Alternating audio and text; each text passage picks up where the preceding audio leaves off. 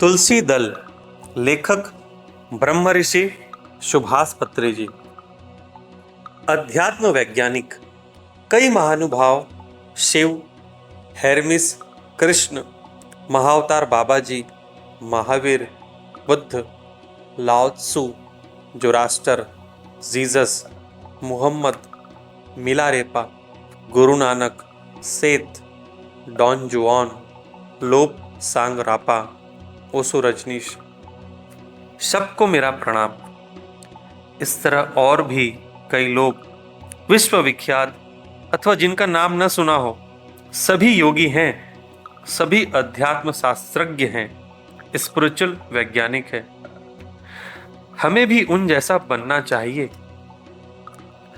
अध्यात्म शास्त्र एक ही शास्त्र है जिसे सबको सर्वप्रथम सीखना ही चाहिए। वही अध्यात्म शास्त्र है, यानी स्पिरिचुअल साइंस। जीवन की सच्चाई को समझाने वाला शास्त्र वही सबके लिए मूल है। अध्यात्म शास्त्र को जानना सबके लिए आवश्यक है। कला, विद्या तथा अन्य शास्त्र आदि सभी महत्वपूर्ण है, लेकिन इन सबको आध्यात्मिक ज्ञान के बाद ही अर्जित करना चाहिए। अध्यात्म शास्त्र के विभाग। अध्यात्म शास्त्र परिज्ञान में 4 मौलिक विभाग है। 1. ध्यान ज्ञान यानी मेडिटेशन। 2. आत्मज्ञान प्रकाश यानी इनलाइटनमेंट। 2. क्षण क्षण नित्य जागृति यानी अवेयरनेस। 4. मनोशक्ति यानी थॉट पावर। ध्यान से हम दिव्य आत्मज्ञान प्रकाश के योग्य बनते हैं। दिव्य आत्मज्ञान प्रकाश से ही हमारे भीतर नित्य जागृत स्थिति पैदा होती है और हम सुस्थिर होते हैं। ध्यान, नित्य ज्ञान प्रकाश, क्षण क्षण नित्य जागृत अवस्था, इन तीनों से ही मनोशक्ति प्रबल होती है। दुनिया में ऐसा कुछ भी नहीं है जिसे प्रबल मनोशक्ति के द्वारा नहीं साधा जा सकता। ध्यान, धी धन यान बराबर ध्यान। धी यानी सूक्ष्म शरीर आदि समुदाय अर्थात एस्ट्रल बॉडी कॉम्प्लेक्स। यान अर्थात प्रयाण। इसलिए ध्यान अर्थात सूक्ष्म शरीर आदि समुदाय के साथ प्रयाण, इसी को सूक्ष्म शरीर यात्रा कहते हैं। ध्यान के माध्यम से ही हम सभी लोकों में घूमते हैं। ध्यान के माध्यम से ही हमारी सर्वलोक वासियों से मुलाकात होती है। ध्यान के माध्यम से ही हम सर्वलोक के रहस्यों को समझते हैं। ध्यान के माध्यम से ही हम सर्वलोक के आनंद को भी प्राप्त करते हैं। दिव्य ज्ञान प्रकाश। हम क्या हैं, कौन हैं, कहां से आए हैं, कहां जा रहे हैं, क्यों पैदा हुए हैं, मरने के बाद क्या होता है, घटनाएं भी कैसे घटती रहती है, इस जन्म मरण चक्र का रहस्य क्या है, दैव का अर्थ क्या है, यह अद्भुत सृष्टि क्रम कैसे चल रहा है। इन सभी सवालों का स्व अनुभव के आधार पर पूर्ण रूप से समाधान प्राप्त करके उसके अनुरूप जीना ही दिव्य ज्ञान प्रकाश को पाना है।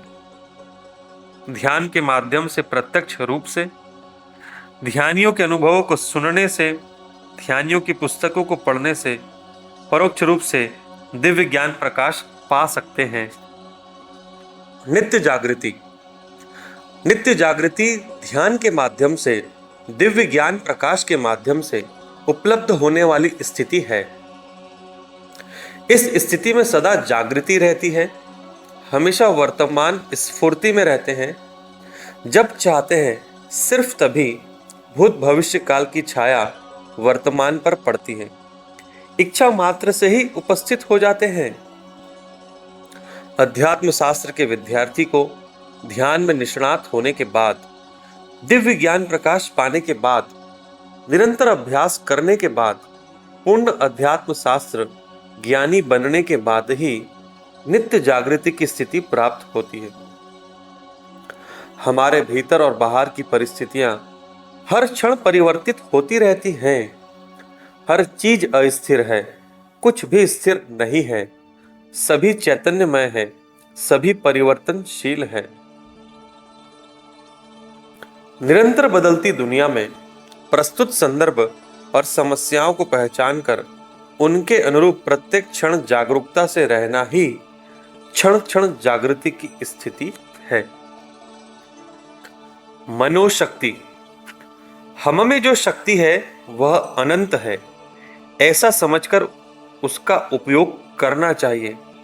हम जैसा चाहते हैं वैसा ही होना चाहिए। सुशिक्षित मन वालों के लिए, अचंचल मन वालों के लिए, बुद्धिपूर्ण मन वालों के लिए दुनिया में आगे ही बढ़ते जाना है।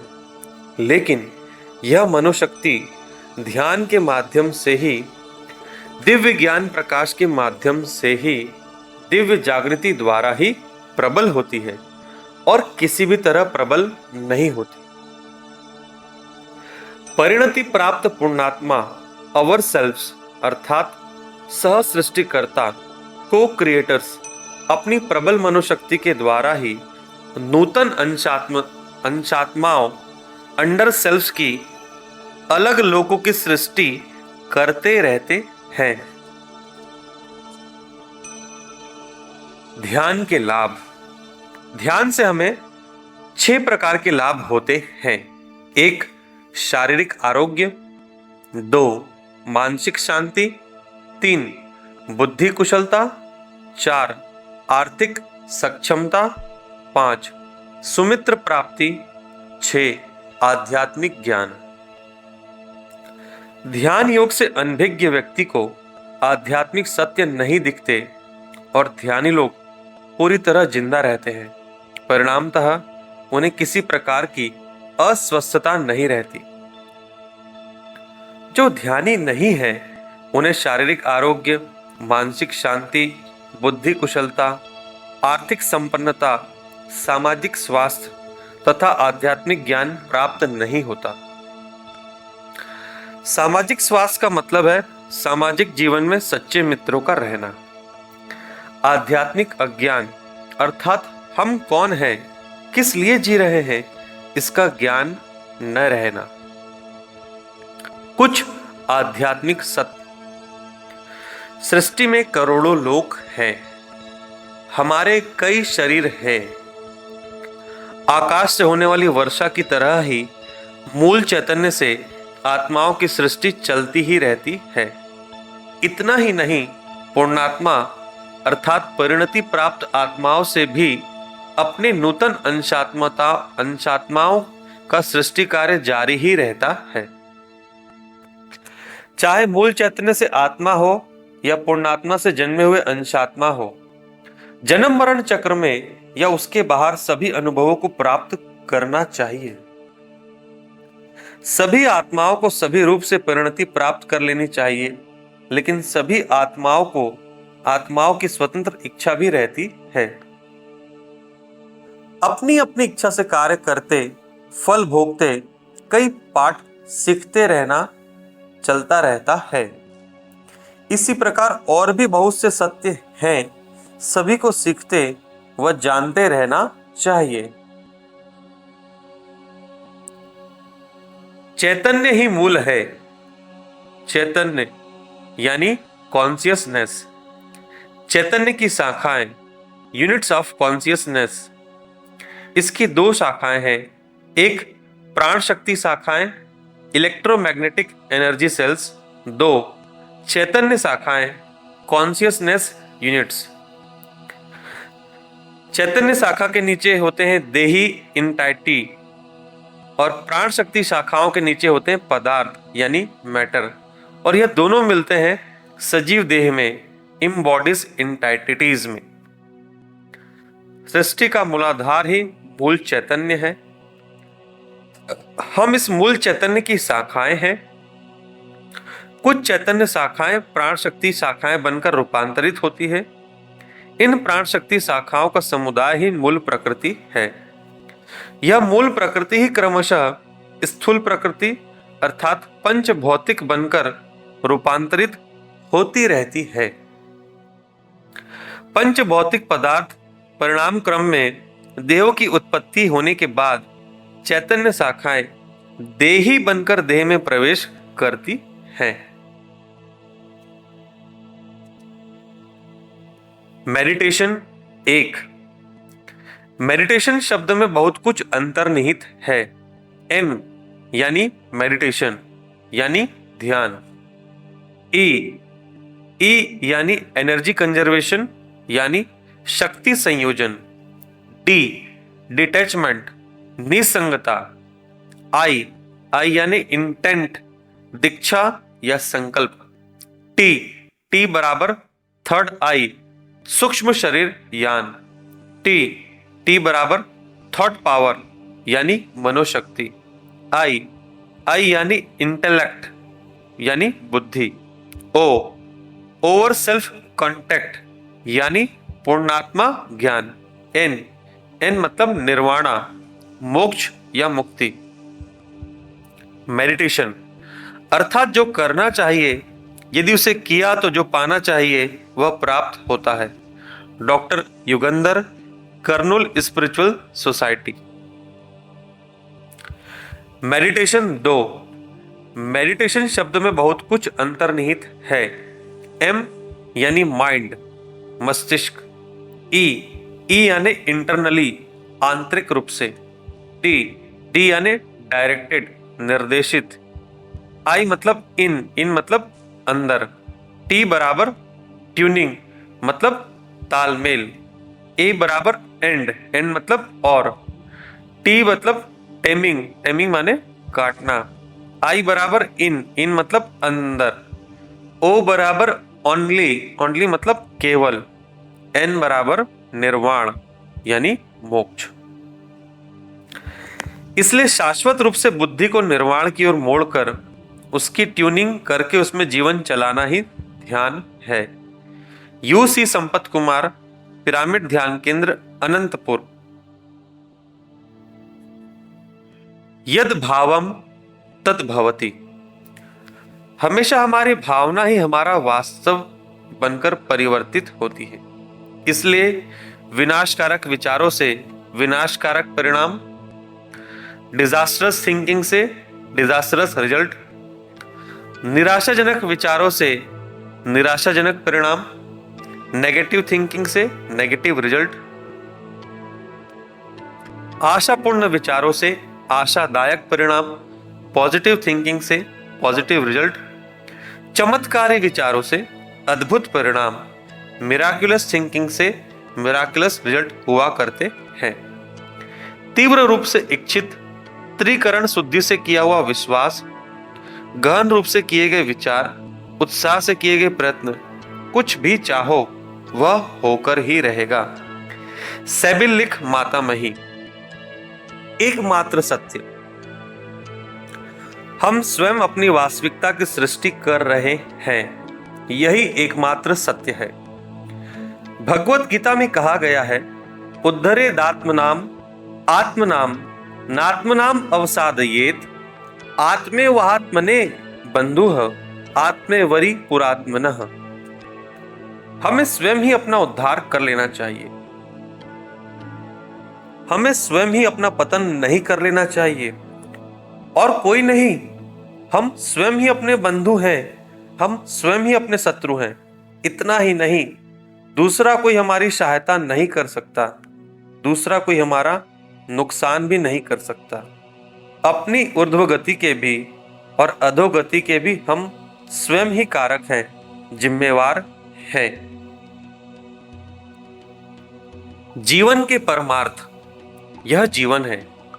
सभी विषयों का अनुभव करने के लिए, सकल कलाओं सकल विद्याओं का अभ्यास करने के लिए, अध्यात्म शास्त्र को पूर्ण रूप से जानने के लिए और मुख्य रूप से आध्यात्मिक शक्तियों को पाने के लिए। इसलिए जीवन में 4 परमार्थ है। 1 भोक्ति विषयानंद के माध्यम से। 2 रक्ति कलाओं खेल गीतों के माध्यम से। 3 मुक्ति आध्यात्मिक ज्ञान के माध्यम से। 4 शक्ति योग साधना के माध्यम से। त्रिविध आनंद। आनंद 3 प्रकार के हैं। 1 विषयानंद, 2 भजनानंद, 3 ब्रह्मानंद। हमारा जीवन है अन्नमय कोश के माध्यम से विषयानंद प्राप्ति के लिए, मनोमय कोश के माध्यम से भजनानंद प्राप्ति के लिए, विज्ञानमय कोश और आनंदमय कोश के माध्यम से ब्रह्मानंद प्राप्ति के लिए। अंतिम ध्येय त्रिकाल ज्ञानी बनना चाहिए, त्रिलोक संचारी बनना चाहिए, इस मांस पिंड को मंत्र पिंड बनाना चाहिए। यही है प्रत्येक व्यक्ति का अंतिम ध्येय। जन्म परंपरा में ये सभी सुसाध्य है। जिस जन्म में इन अंतिम ध्येयों को प्राप्त करने के लिए चुनते हैं, वही जन्म अंतिम जन्म होता है। यद भावम तद भवति या मतिः सा गतिर्भवेत्, अर्थात हमारे मन के अनुसार ही हमारी गति भी रहती है। इन लक्ष्यों को हमारी मति में रखकर दीक्षा से साधना करने से निश्चित रूप से हमारी गति भी वैसी ही होती है। अंतिम ध्येयों का ही लक्ष्य रखेंगे, इसी जन्म को ही अंतिम जन्म बनाएंगे। हर दिन क्या करना चाहिए? हर दिन कम से कम 1 घंटा ध्यान, 1 घंटा स्वाध्याय, 1 घंटा सज्जन सांगत्य करना ही चाहिए। बाकी समय में संतोष में रहकर सदा सभी कोनों में जीवन का अनुभव करना चाहिए। Be happy and enjoy life. अक्षराभ्यास, अ धन क्षर बराबर अक्षर। जो क्षर नहीं होता वह अक्षर है। क्षर अर्थात नाश होना, अक्षर अर्थात नाश न होना।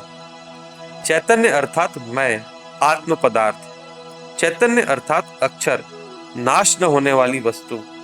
हम चेतनामय आत्मा है, इस सत्य को निरंतर ध्यान अभ्यास में रखना ही अक्षराभ्यास है। ध्यान करना ही अक्षराभ्यास है। आत्मज्ञान समुपार्जन करना ही अक्षराभ्यास है। ध्यान का अक्षराभ्यास पूर्ण होने तक पुनरपि जननम पुनरपि मरणम चलता ही रहेगा। आध्यात्मिकता भी अनुक्षण अक्षराभ्यास ही है। अक्षराभ्यास दिव्य क्षेत्र में सबकी साधना अपनी अपनी ही है।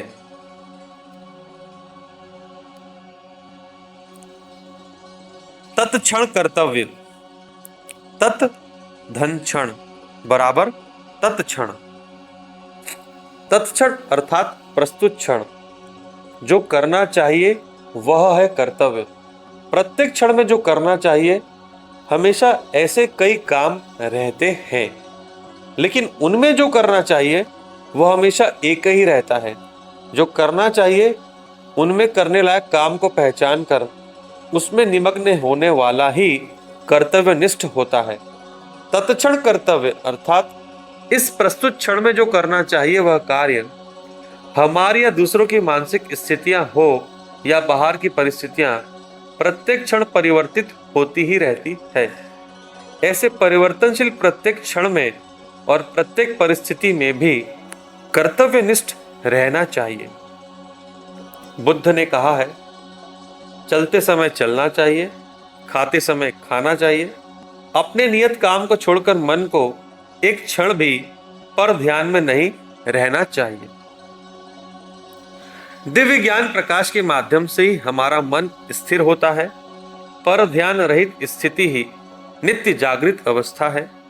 नित्य जागृत व्यक्ति ही तत्क्षण कर्तव्यनिष्ठ बन सकता है। तत्क्षण कर्तव्यनिष्ठ व्यक्ति ही अद्भुत प्रगति कर सकता है। प्रजल्प राहित्य। मनुष्य को चाहे शारीरिक रूप से, मानसिक रूप से या आध्यात्मिक रूप से हीन स्थिति से उन्नत स्थिति को पाने के लिए जो गुण चाहिए वह है प्रजल्प राहित्य। प्रजल्प अर्थात असंबद्ध प्रलाप या बकवास। प्रजल्प राहित्य अर्थात बेकार बातें न करना। तब देह अपनी सहज प्राण शक्ति को गवा नहीं देती। प्रजल्प को बांध के रखना चाहिए। प्रजल्प ही मनुष्य को खाने वाला कैंसर रोग है। मुंह से एक भी अनावश्यक बात नहीं निकलनी चाहिए। तब हमारे भीतर अपार शक्ति का संग्रह होना शुरू होता है। प्रजल्पराहित्य का अर्थ है मौलिक आध्यात्मिक साधना। वाक क्षेत्र पर पूरा नियंत्रण होना चाहिए। वाक क्षेत्र सदा शास्त्रीय होना चाहिए। इसके द्वारा बची हुई प्राण शक्ति ही हमारी शारीरिक, मानसिक व आध्यात्मिक पराकाष्ठा में काम आती है। प्रजल्प सहित हमेशा निर्वीर्य रहता है। प्रजल्प रहित हमेशा वीर्यवान रहता है, चाहे भोगकामी हो या मोक्षगामी। प्रजल्प राहित्य सभी के लिए अनिवार्य है। क्रिया योग।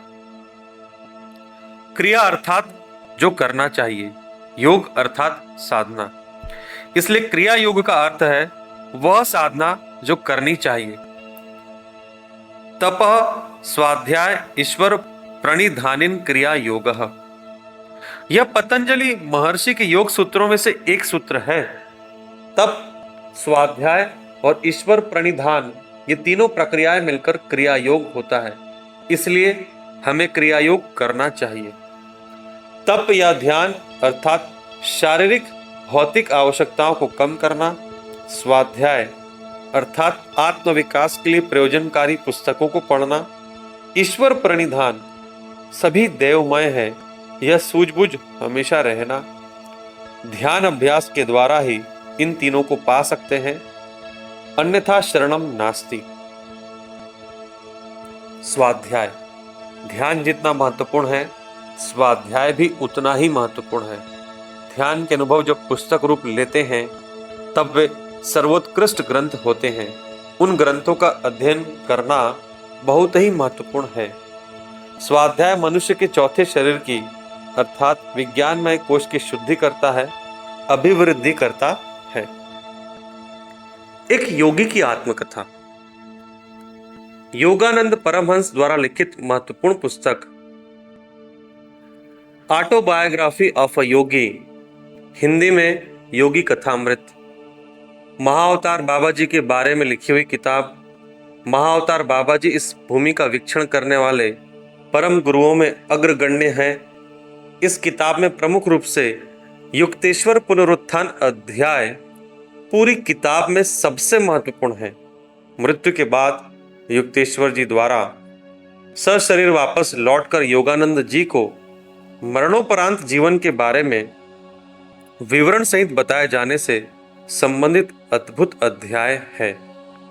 योगी कथामृत पुस्तक को जो पढ़ते हैं वे तत्क्षण जिज्ञासु बनकर परिवर्तित होते हैं। हिमालय के योगी।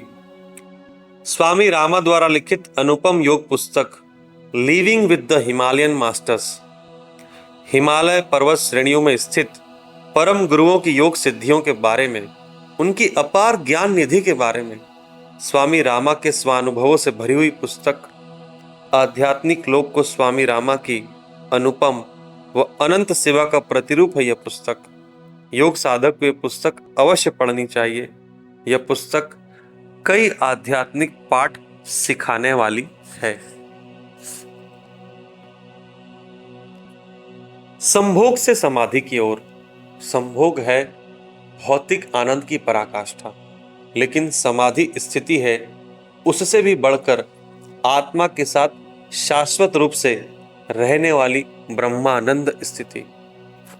संभोग समाधि के लिए बाधा नहीं बननी चाहिए, क्योंकि समाधि संभोग के लिए बाधा नहीं बनती। मनुष्य केवल संभोगानंद को चाहता है, लेकिन परम आनंददायक समाधि स्थिति को नहीं। ध्यान के माध्यम से, दिव्य ज्ञान प्रकाश के माध्यम से इस जन्म के परम अर्थ समाधि स्थिति को अवश्य पाना चाहिए। यही ओशो रजनीश का परम संदेश है। हिंदी में ओशो रजनीश की अनुपम पुस्तकों का भंडार है। सभी साधकों को इनका सदुपयोग करना चाहिए। ओशो रजनीश। ओशो, वाह रे वाह, व्हाट अ ग्रेट मास्टर। यह जीवन तो तभी सार्थक है जब ओशो की किताबों को पढ़ते हैं। वही आनंद है, वही विज्ञान है। प्रपंच के सभी आध्यात्मिक विज्ञानियों के बारे में, उनके समाज जीवन विधान के बारे में, ध्यान अनुभव के बारे में न भूतो न भविष्यति की तरह लगभग 650 पुस्तकों में सविस्तार विश्लेषण किए हुए अति अद्भुत ज्ञानी ओशो रजनीश नूतन, निसंकोच, निर्भय, नित्य आनंदमय जीवन शैली को देवलोक से भूलोक पर उतार लाने का महान साहस करने वाली दिव्य मूर्ति है Osho Rajneesh.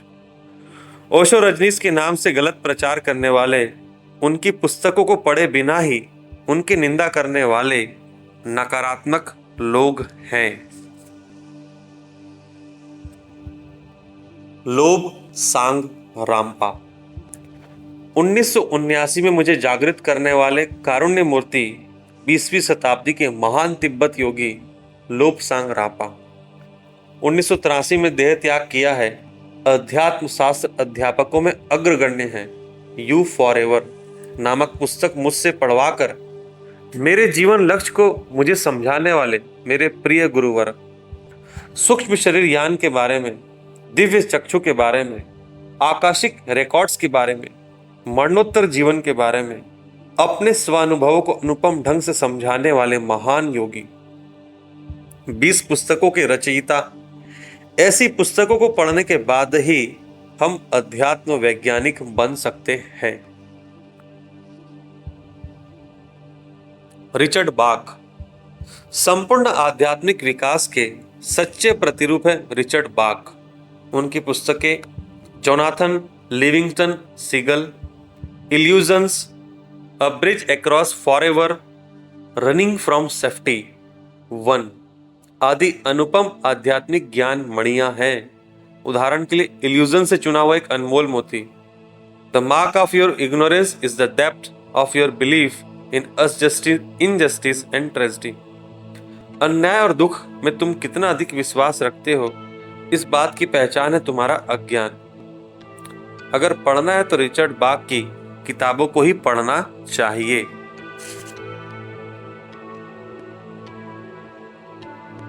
Don Juan Carlos Castaneda. आधुनिक आध्यात्मिक शास्त्रज्ञों में, आध्यात्मिक शास्त्र अध्यापकों में डॉन जुआन प्रथम श्रेणी के हैं। उनका एक सूत्र, जिज्ञासु जब मुमुक्षु बनता है तो थोड़े समय में ज्ञानी बनकर साधना की परम स्थिति के द्वारा अंत में दृष्टा बनता है। जिज्ञासु, अप्रेंटिस, मुमुक्षु, वॉरियर, ज्ञानी, नोवर, दृष्टा, सीयर। जिज्ञासु अर्थात परम सिद्धि पाने के लिए कृत संकल्प व्यक्ति, मुमुक्षु अर्थात सत्य के शोध और साधना में पूर्णतः निमग्न, ज्ञानी अर्थात जिसने सत्य सिद्धि को प्राप्त कर लिया है, दृष्टा अर्थात जिसने दिव्य चक्षु को जागृत कर लिया है। डॉन जुआन उनके गुरु और उनके साथियों की योग सिद्धि के बारे में, परिपूर्ण आत्मज्ञान के बारे में उनके शिष्य कार्लोस कास्टानेडा द्वारा लिखित अद्भुत किताबों को पढ़ना ही चाहिए। मुमुक्षु के शत्रु। मुमुक्षु को 4 तरह के शत्रुओं से अपने आप को बचाना चाहिए। वे शत्रु हैं: 1 भय, 2 परिमित ज्ञान, 3 सिद्धियां, 4 वृद्धत्व भावनाएं। भय मुमुक्षु का पहला शत्रु है। मुमुक्षु पहले सभी तरह के भय को जीतता है, तब ज्ञान की शुरुआत होती है, लेकिन हमेशा अपने सीमित ज्ञान को ही पूर्ण ज्ञान समझ लेने का खतरा रहता है। परिमित ज्ञान ही मुमुक्षु का दूसरा शत्रु है। इन मुसीबतों से बच गया तो सिद्धियां उपलब्ध होती हैं। सिद्धियां प्राप्त होने के बाद अगर अहंकार पैदा होता है तो वही पतन का मार्ग बनता है। सिद्धियों से आने वाला अहंकार ही मुमुक्षु का तीसरा शत्रु है। उसको जीतने के बाद भी जीवन के अंतिम श्वास लेने तक कभी भी वृद्धत्व भावना में नहीं पड़ना चाहिए। थकावट मुमुक्षु का अंतिम शत्रु है। मुमुक्षु को भय, सीमित ज्ञान, सिद्धियां और वृद्धत्व भावना रूपी शत्रुओं को जीतना चाहिए। जेन रॉबर्ट्स सेथ। भौतिक शास्त्रज्ञों में जैसे आइंस्टाइन है, वैसे आध्यात्मिक वैज्ञानिकों में सेथ है। सेथ ऊर्ध्वलोक के एक पूर्णात्मा है। जेन रॉबर्ट्स नामक महिला के माध्यम से 1965 से 1985 तक चैनलिंग प्रक्रिया द्वारा भूलोक को पूर्ण ज्ञान पहुंचाने वाले महात्मा है। सेठ की किताबें हिंदी में सेठ ज्ञान समझने के लिए अंग्रेजी सीखना ही चाहिए। अब धरती पर सेठ के द्वारा अभिव्यक्त ज्ञान ही असाधारण और परिपूर्ण आध्यात्मिक ज्ञान प्रकाश है। लिंडा गुडमैन। लिंडा गुडमैन असाधारण योगिनी है, असाधारण आध्यात्मिक शास्त्रवेत्ता है। अभी अभी इस पृथ्वी पर 300 वर्ष तक रहने के बाद इस भौतिक शरीर को छोड़ा है। स्टार साइंस उनकी अद्भुत कृति है। स्पिरिचुअल साइंस के बारे में लिखी हुई बहुत ही अच्छी पुस्तक है। दिमाग भौतिक शरीर से संबंधित है, दिव्य चक्षु सूक्ष्म शरीर से संबंधित है, मन दिमाग का मूल है, अंशात्मा दिव्य चक्षु का मूल है, सब का मूल है पूर्णात्मा। ध्यान के माध्यम से इस क्रम के बारे में स्वानुभव पूर्वक समझ सकते हैं, तब हम भी लिंडा गुडमैन जैसे